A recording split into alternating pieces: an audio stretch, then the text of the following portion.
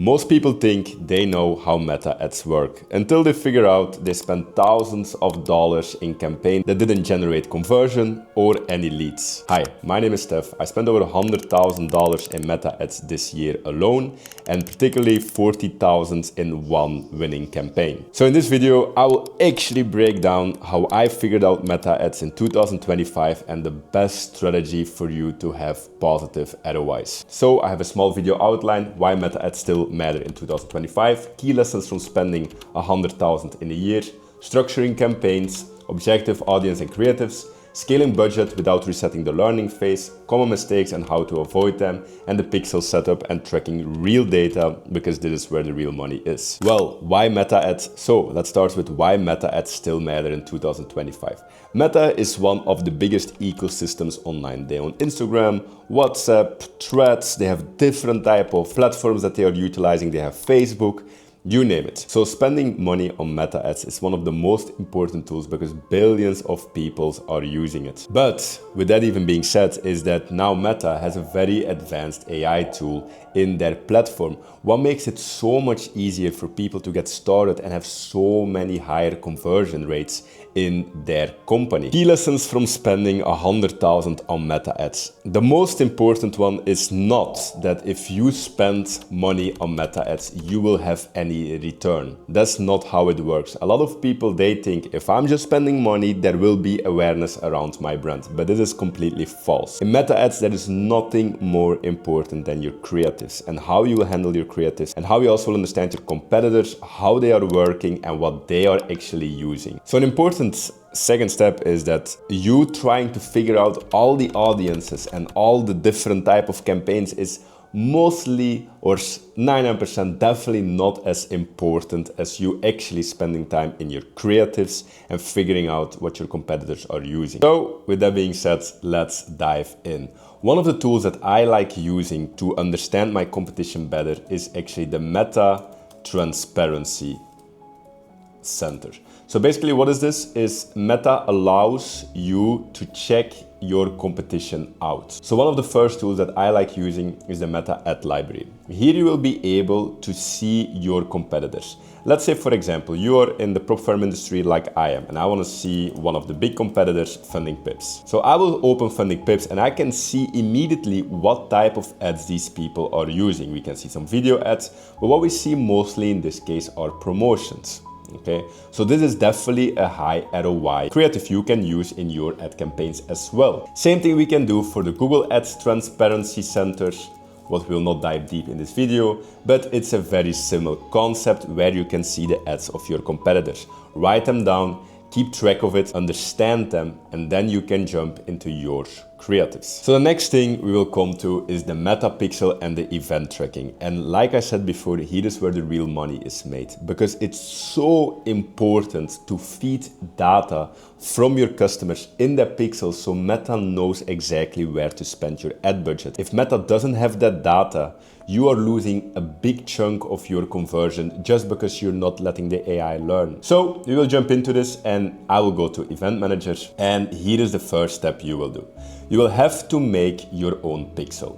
What you can see here with me is, for example, I have my expert pixel here, my main pixel. And what you can see is that this is getting a lot of data and with different type of events. For example, page view, add to cart, initiate checkout, a lead, view content, or actually a purchase. But you can see here that there was an issue with my event manager because we changed it. Now you will ask yourself, yes, Stef, but how can I set this up?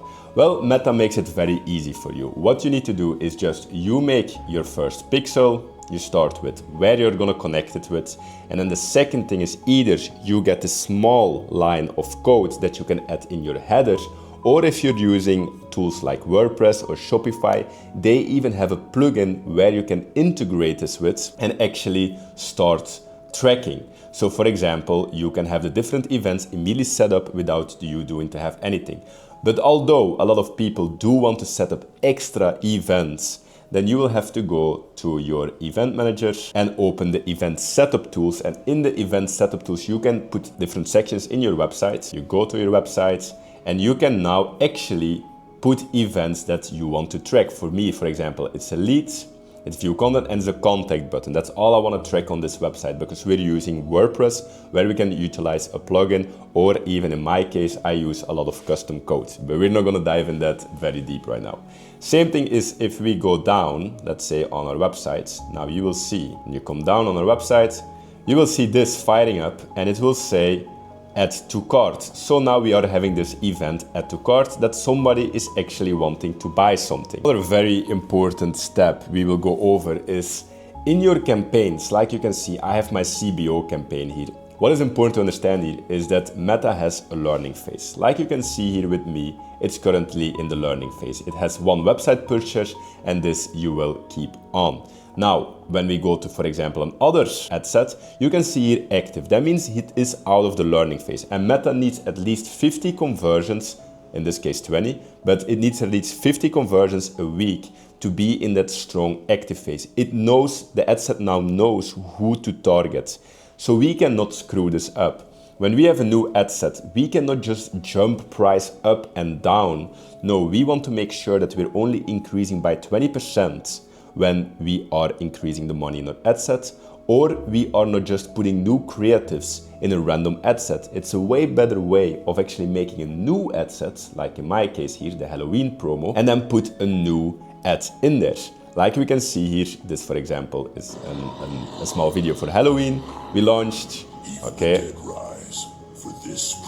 I didn't add this in my broad campaign because no, I don't need it. I want in my broad campaign the ads that are actually working, where I'm sure of, for example, this ad where we have already 1.7k likes on. These ads is what's working for me, so I want to keep them as good as possible. Setting up a campaign is not the most difficult thing because you're just gonna set up create your campaign. You're gonna probably use in most cases sales because you want the direct ROI. You will make your ad set, and the best thing in my opinion is just go for that broad and CBO campaigns. For example, CBO, we're gonna just give Meta the chance to just spend the money where it is needed. And we're gonna put a broad campaign because it will figure out where the buys are from. If we can see here an ad set from me, we have like a special promo we're running. We have our instant funnel account we're promoting, and then now we're also promoting our Halloween ad. But I will always scale my ad sets to the ads that are actually working. If you already came this far in the video, make sure to click the subscribe button. It would help me out a lot. Now we come to the common Meta ads mistakes. And this is really important because a lot of people, they are not patient enough to actually run Meta campaigns. So the first thing is premature campaign interruption. A lot of you will drop a creative and will immediately after one day wanting to erase the creative because it's not good enough, and they want to see another creative that maybe will perform better. But this is not how Meta should work. You should let Meta first learn. See if it's actually a good creative, because trust me when I say this, you don't know. You need to learn out of your audience, not out of your own perspective. And one of the most important things is that if you're just looking at CPA in the beginning, you're doing it wrong. You can also look at the likes, the engagement, or other important measurements that show if your creative is actually performing or not. And especially the excessive tweaking in the learning phase. Look, if your ad set is actually creating some sales in the beginning and you want to add immediately another one and then another one, and eventually you're just messing up the learning phase because Meta now doesn't know where it has to spend the money and it's getting completely disrupted. Then we come to the third one, is ignoring creative fatigue.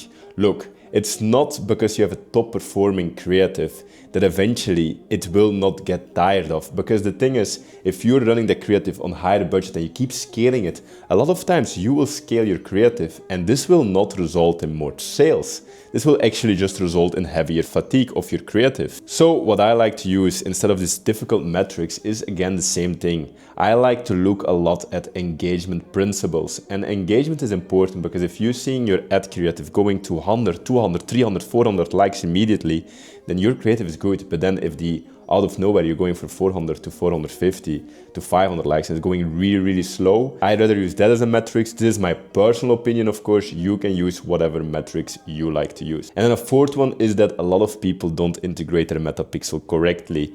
Actually, a very interesting thing is that we are setting up prop firms and you can just click on the link below to book a call and we can set up your meta pixel. But it's really important, especially when you're going to more customizable technologies or full stack code technologies, then you will actually need to integrate them in special measures and definitely need to see if it's working. And the fifth one is scaling without understanding the budget. Like I mentioned before, it's so important to only spend 20% more each time you want to scale an ad set. So use controlled scaling frameworks, and you can actually use different type of tools. You can use ROAS, for example, one, or any other one where you can actually see what is performing.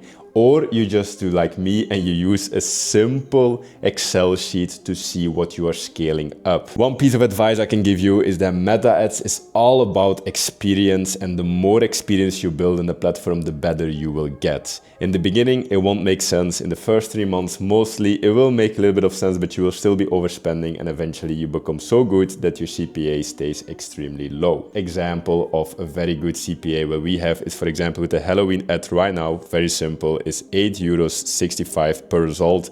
What is a 3 ROI even on our lowest product? So these are the results eventually you are aiming for.